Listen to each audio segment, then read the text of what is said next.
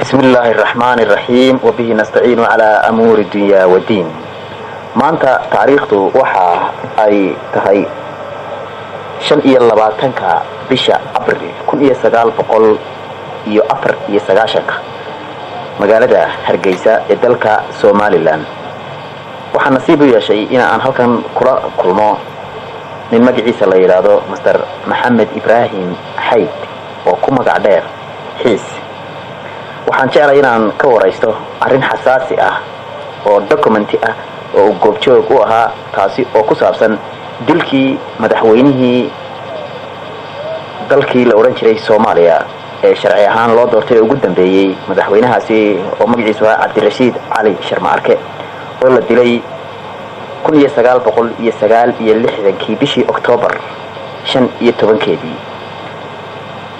Mr. Maxamed Ibrahim Hayd waxa uu markaasi ahaa askari CID ka tirsan oo goobjoog arintaasi u ahaa oo ka shaqeynayay isla goobtii lagu dilay Cabdirashiid Cali Sharmaarke ilaahay u naxariiste madaxweynihii dalka Soomaaliya oo markaasina uu ahaa askari ka tirsan CID ee saldhigga booliiska ee magaalada Laascaanood. su'aasha ugu horeysay aan weydiiyay Mr. Maxamed Ibrahim Hayd waxa ay ahayd goorma adiga lagu qoray ciidanka booliiska ee dalka la oran jiray Soomaaliya? waxa la qoray 1965 baan ka soo baxay Dibooba. marka waxaad ka soo baxday halkee baad ka qaadatay? waxaan ku qaatay iskuul booliisi dugsiga sare ee booliiska ee ku yaala magaalada Muqdisho. marka halkee baad ka shaqeysay markii aad ka soo baxday halkaasi? waxaan ka shaqeeyay ciidanka booliiska ee la oran jiray birmadka booliiska ee Muqdisho ayaa la bedelay markaan ka soo baxay Dibooba. kadibna 1966 baa la soo bedelay oo waxa la soo bedelay Boorame. kadibna waxa la bedelay Boorame oo waxa la keenay taraafikada Hargeysa. sanadkaas waqtiga baa markaa 1968 baa la keenay taraafikada Hargeysa. haddana waa la bedelay waxa la bedelay Burco. taariikhdee 1968 isla 6 bilood ee dambe oo Burco saldhiggeeda oo saldhigga Burco waa hada goorma la saarada ku bedelay? halay bedelay 1969 bishii baad tagtay markaa la saarada? bishii Abriil. waxaad nooga warantaa haddaba sheekada tan madaxweynaha dilkiisii. dad badani waxa ay ku eedeeyaan dad masalan uu ka mid yahay Maxamed Abshir inuu ka dambeeyay. waxay kala dad badan ay yiraahdeen markii baaritaankii uu socday waxa uu ku arooray isaga oo la leeyahay macni markii laga qaaday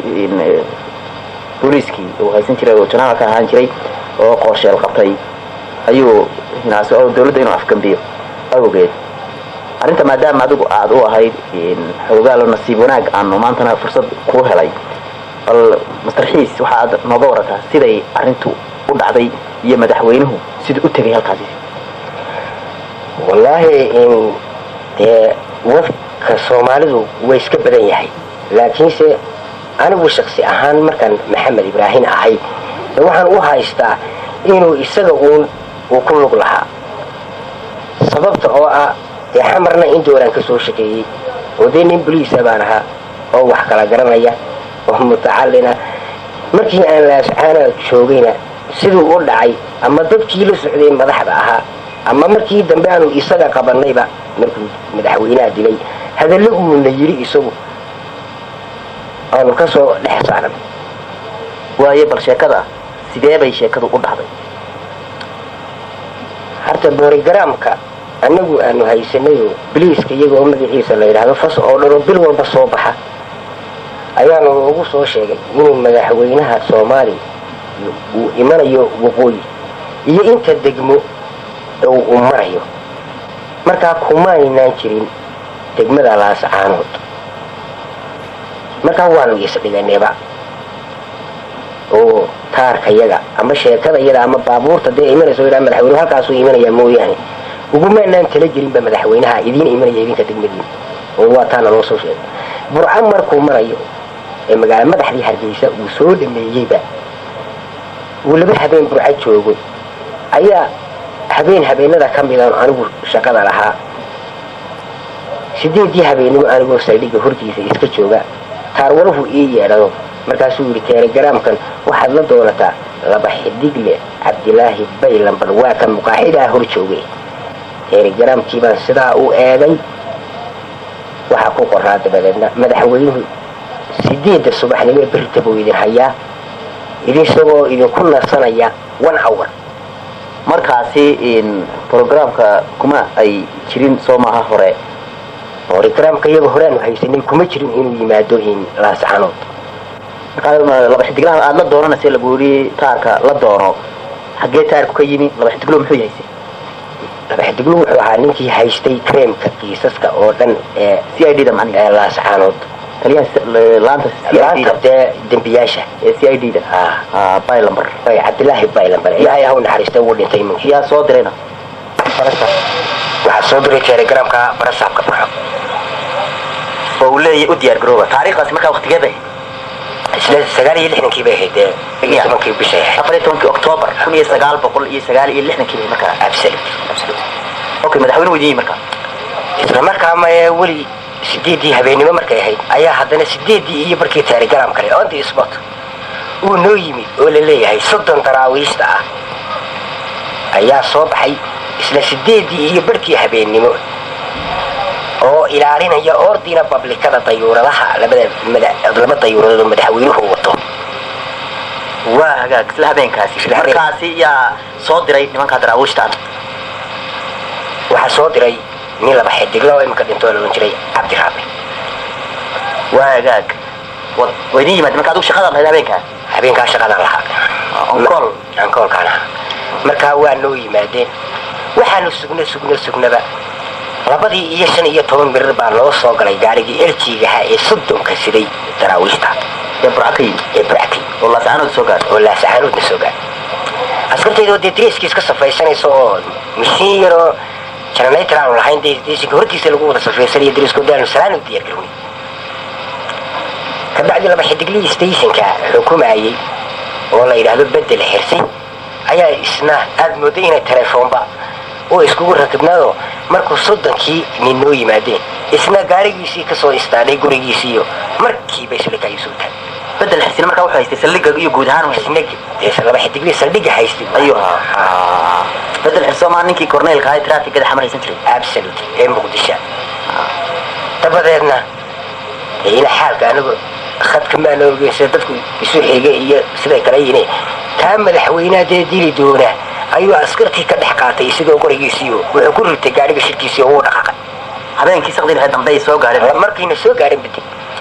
askariga yirida taagnaa sadeedii maadeen markaa labadii markii habeenimo askarigii gaarka ahaa ee yirida u taagnaa ayaan weydiiyay markaasna gaariga howlgaraysa muxuu ahaa markaasuu wada laba xidigliyo ma yimaadeen askartii oo dabadna nin daraawiishta oo qorisita ayuu qaatay waxa xagga suuqa la qabtay oo sodonkii kamid ahaa halku qorbaan dhoobi markaasuu damaciisa garmaaysan anoo hisneen iska dhig من عسكري ولا واحد يقولوا قاتل ما ادري ايش انا كرر معي قلت سوء عليه تمبره ايش لما دي بركي هبين مقاتل لبا ايدان با جيرو ايدان كدنبه افرتي كحتى افرتي اخرى ايوه هذا عسكري يواجه ugu birinay horgariye gaariyo markaasuu wala xidig la bad xirsiye kajar jornaati masama waa ka soo digay askartiyo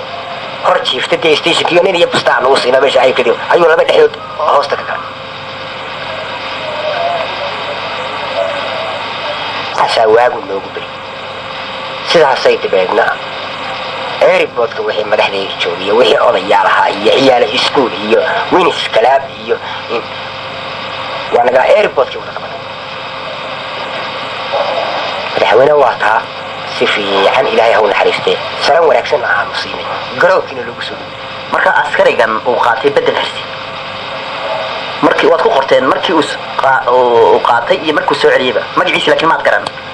maxaan ku garanay waa habeenimo intirigii aanu ku qoray reportka markii hore baan markii dambe la dilay meedkiisa ku rifray airport la tagtay markaa eeriboodkii baanu tagnay si wanaagsan baanu salaantayadii oo bixinay dadweynihii reer laascaanood si wanaagsan bay u soo dhaweeyeen odayaashii culimadiinkii dadweynihii wax walba marka anigu xagga koonfureed laascaanood eeriboodkeeda marka badwiinka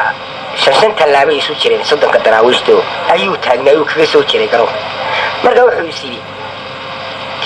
halkaa ka teeray garee markii wax dhacaan baa dabad fahantahay eeriboodkiina oo bannaanoo dayradii taagana dhaaragti lagugu soo mari kari waayey wuxuu la wareegay laynkii khadka soddonka iyagii salaanta bixinayay markuu la gudboon yahay askaragayagii koona ayuu madaxweynuhuna ka degay meeshii salaanta ee loogu talagalay markaasuu xaggii dadweynaha u dhaqaa wax yaroo gaaban buu ahaado dabeedna laba laynoo askartayadiiyo safkii ku jira buu siri kala dhex maray 3 alifle biliiska iyaga oo saldhigaya ka tirsanaa ayaa dhirbaaxa ku dhuftay halkaa gacanta weli waxay baalkaagan dishibliin ku askarta rigeysiina taagan maxaad u dhex maraysaa ee ka wareego orod koonaha mar dalku xidhan yahay iskagiisa kaayaan waaba nala wada indhasaabay midda kale dee filcaalamiinka lama arag askari madaxweyne deedila markaa maanka iyagaba way ka baxa waa nagaa nimid dabad local governmentkii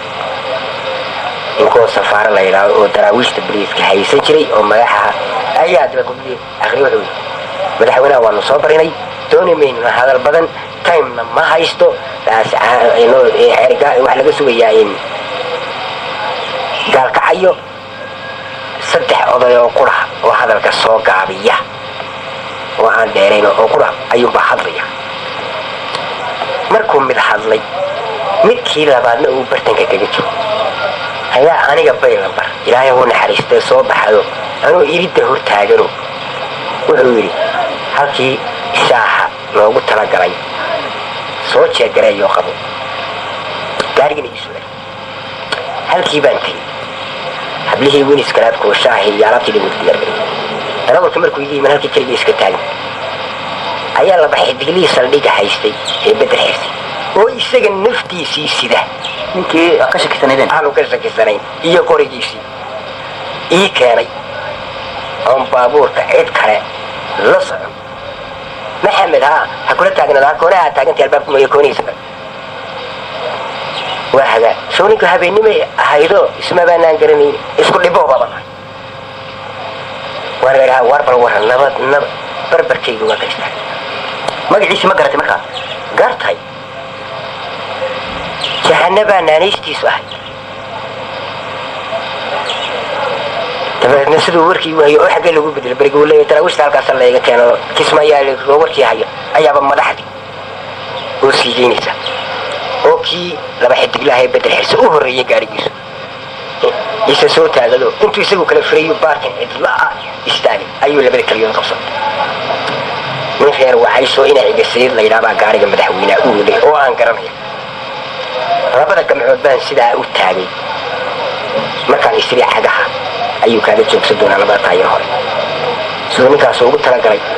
albaabkaa gaariga wuu sii madaxweynuhu hadduu tallaabo dhulka dhigo tallaabada kale aqalkaa ku qabo labada gamcood markaan sidaa u taagay ayuu dee breeg ku qabtay kamuu degin gaariga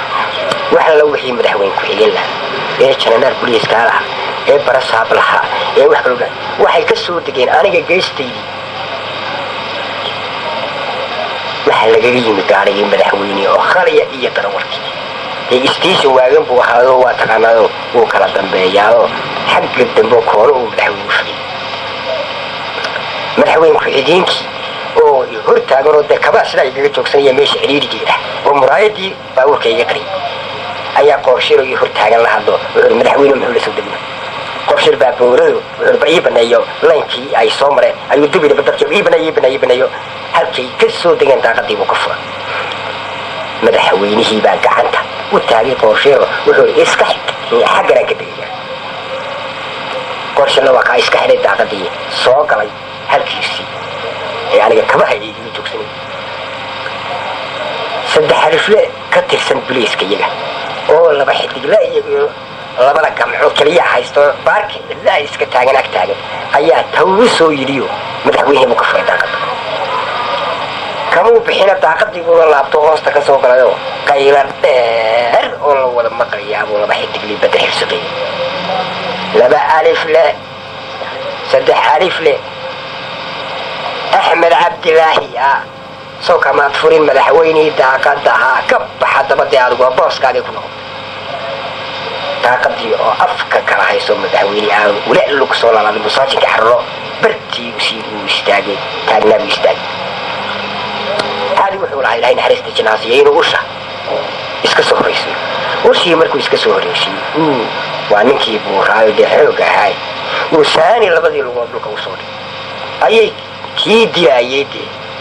sankiis iyo sankiisu dhaaragti isku noqday wixii alla wixii madaxaaya wixii kalena aniga hortay ah oo albaabka dee hortiisa ayay wada hortabayihiin muraayadii oo dhan iga wada qariyay markaasuu yidhi acuudu billaahi min ashaydaani rajiim bismi illaahi araxmaani iraxiim hal tallaabuu soo qaadayoo wuxuu ku yimi inaciga sayid darawalkii daaqadiisii kii labaada ee uu isiri qaad ee turuska ka laabo ayuunbuu sanka u saaray halkaa weji meeshaanu taagnay waa boor midhan oo busa show midina halkaasay kaga dhacay salaanta labana boorkii ayay galeenoo minid baa laysa aniga waa kuwa ii dilay dabeedna waxallo wixii madaxda ahaa wax yaroo dhuuban baan ahaayo boqol dhulka ii riday ee igu tuntay meeshuuna suriya yaroo ciriiri ahay minid markii la isirku waayey turuskii baabuurka qarxisay ina xigisay iyadoo ku jira muraayadii ku qarxisay ay soo labalagdaysay ayay dusha igaga kantay isagoo laa ilaha illa maxamed rasuulullah laa ilaha illa maxamed rasuulullah heer baan iriyo markuu inuu ninka culus buu hay ugu dhacay ayaan dibad sidaa iskaga riixo waxaa isri kac cuskadan gacantaa midigta dhulka cuskadaan isri kac ayuu tallaabo iga soo booday dushaydii anigoo 17 kan lagu kufur kii dilay kufur jahanama isbirin maqaasiinkii ayaa dabad isballaqay waxaan gartay inaan xabad dambe dee ku jirin imaysan ku booday waan koraayo qorsheeroo dabad halkee taagan ilaa halkanaynu imika fadhina ilaa stationku intuu inoo jiro ayaa yidhi maxamed ibraahim xaaji markaa waan ka xoog weynaa mar qura markuu sidaa iiga murugiyey qorigii afkiisa ayadayna isbir maqaasinkii afku kala hayaa waa maran yahay aan sidaa ana haya ayay isoo gaareen qab jeerkaygii baanu geynay dabadeedna dayuuradii baa madaxweynaha intaba la saaray maydkii baa la saaray markaa maydkii baa la saaray xamar baa la geeyey xamar baa la geeyey maxaa dhacay intaa kadib maxaa tallaabay la qaaday in yar markay naga maqnaayeen 2 cisho 3 cisho telegram loo soo diray waxaa la yidhi baadhista ugu horraysa laasaxaanoodow yeesha isagii baan ugu tagnay jeelkaa wax baanu ka qoranay markuu waraaqa naga dhammeeyo ee jeebabkii naga dhammaadaan ee wax walba uu noo qoro eanu halka u dambaynay marayno ayuuna yidhaa wax allo waxaan idiin sheegay waa beentay laba xidig la bayna barwaaka yaab ilaahay uka xamar baanu talagalay waxayna been buu ninkii saadeeni u leeyahay waxaa la yidhi raashinka ka jira waxba ha siin laba cishaana waxba siin waanu u nimi maalin saddexaad kolba meel buu isku taal markii dabadna noo keenay dayuuradoo niman saraakiiloo heer sare oo dee qoladii madaxda ahayd ee khubriinta ahayd xamar CID noo yimaadeenoo waa kuwaa naga qaatay markaa miyaan idin fahmin markii aad wax isu egeegteen ninkan dilay iyo markan uu ninkani qaadanayo maxaad markaa ugu malayseen xiriir bal maxaad u malayseen waxaanu ugu malaynay ninkii madaxda ahaa ee isaga ahaa ee xukumayay ee soo diray ee cabdi raabi laba xidigla ahaa ee burca xukumayay ayaa yidhi mar maaha oo laba maaha oo 3 maaha intaan ribood ka qoray ninkaas aan shaqada xaligeeyay إلا يريشن عشان جناح أما تمنيش عبد الرباط ساس آخر رباط مكا يا يقول له بقولنا يا يقول له سنت جناح يا وكورن لحد هي شرناهي حبرش واي يسقي بدلنا محل نقدين المعلم يمحمل أبشري دوي حدود لا ينكون لها قصم بقول marka waxa jirta hadii jeerin la sheego la yiraahdo in arintan taladan waxay ku soo gooyeen room bay isugu tageen talyaaniga markii maxamed ashir laga qaaday meesha dawladda cabdi risaaqna dhacday oo ay yiraahdeen waa inaynu dilo ninka arrintaa barka war markii si ay dhida baadeen wax xiriir ma ka hesheen in arrintaa ay ku lug lahayd adigu dee wuxuu qabtay Roma oo taa inta maxamed joogay sheekada wala socon dee dabadeedna programku wuxuu buu ahaa sidii madaxweynaha ama prime minister mid loo qarjina marka madaxweynuhu bay nasiib u heleen marka madaxweynuhu bay nasiib u heleen ninkii markii dambe jahannama awal wala dilay Soomaaliya halkii uu ku dilay siijeedkii inuu ku dilay saxanad ku dheedii ila saxanad ku dheedii afweena qabsaday laakiin lama baarin kiiskii afweena muu baarin oo dee dadkii ka dambeeyay wixii oo yaa ka dambeeyay ma dawladdu wax ka dambeeyay wax baaraysa ma afweena ku jira arrinta marka ma loo baari waayay arrinta halkaas markaa ku dhamaatay oo markaa xiis ninkan madaxweyne ku-xigeenka aad ku sheegayso dalku madaxweyne ku-xigeen muu ahayn maxaad uga jeedaa wuxuu ahaa in biyihii golaha baarlamaanka oo magaciisa ma garanaysaa sheekh mukhtaar waad mahadsantahay markaa ninkan maxamed abshir markii dambe aad boliis ahaan aad su xanxansateen ee si ay didi xamar iyo waxaa arrintu say ku aragtay miya isagu bay iskugu soo biyasho wala leeyahay isaga qoray ninka jahannama isagaa qoray oo markan hore u soo bedelay meesha hadda u bedelay qof walba markuu falsafad wato soo qofka meesha doonay bedelay laba goor hore u teeri karay xamar inuu ku dilo oo aad ogeydeen labadaas aan warkiisa maqalnay markii baaritaanka ka soo baxday nooga soo baxday laakiin suurtagal wey waa uu suurtagal baniya waxa soo turturay waa intii laga qaadina marka qorsheel isagu ma ogeyn waxaan dee shaqo kuma lahayn isagu fiish kuma danto hay'adda shaqo kuma lahayn أحمد إسماعيل سمتر ومركزي كثير سلاش قالها لانتا خمانيجا وبيبي أي مالين تاسي إذا عدى فري maanta oo 3 oo bisha October ay 12 tahay waxa maqli doontaan Ismaan Xasan Ulmo Warma warkii oo kooban ciidamada militariga iyo dirayska ayaa la wareegay xukunkii dalka Soomaaliya dalka Afrikada galbeed ee Dahomey la yiraahdo waxa la sheegay in la isku dayay in la dilo ciidamada wadanka ninka u sareeya madaxweynaha cusub ee dalka Jarmalka galbeed وهير ولي برانيس وانا ننتظر غوريي اي يشان حسب اللي يراهو سوشيال ديموكرات وطن كان مدحكا intaasi waxay ahayd warkii oo kooban imikana warkii oo fidsan ciidamada militariga iyo dirayska ayaa la wareegay xukunkii dalka Soomaaliya inqilaab ay dhigeen oo wararku ay sheegayaan inuu dambi ku qaadan waxaana ay sameeyeen majlisul inqilaab afgambigaasi wuxuu dhacay saaka salaadii saacadu markii 3 ay ahayd waxaana halka ay ku afgambiyeen xukuumadii Mr. Maxamed Xaaji Ibraahim Cigaal ee ka samaysneyd xisbiga SYL waxaana 6 maalmood ay ka dambeysay dilistii madaxweynihii Soomaaliya President Cabdirashiid Cali Sharmaake oo dilmada imika loo hayo nin ka mid ah ciidamada bilayska bando ayaa lagu soo rogay dalka inta u dhaxaysa 4 galabnimo ilaa iyo 7 subaxnimo waxa kale oo majlisul inqilaabku ay ku dhawaaqeen inay u shaqeyn doonaan sidii loo baabi'iyo qabiilnimada waxaana la mamnuucay 3 ruux wax ka badani inay shiraan ciidamada militariga ayaa ilaalinaya oo sugan jidadka magaalada Muqdisho waxaana amar loo siiyay inay baadhaan guryaha iyo baabuurta xuduudda iyo gagiyaasha diyaaraadka ee dalka Soomaaliya waa xiran yihiin ilaa imika lama ogsoona halka ay ku sugan yihiin dawladii la afgambiyay raggii ku jiray laakiin Mr. Cigaal waxaa la sheegay gurigiisa inay ilaalinayaan oo ay ka hayaan ciidamada militariga Mr. Cigaal waxa ra'iisul wasaare uu ka ahaa dalka Soomaaliya ilaa iyo 1967 waxaana Soomaaliya ku soo laabtay 7 aynu soo dhaafay markii booqasho uu ku gaadhay dalka Mareykanka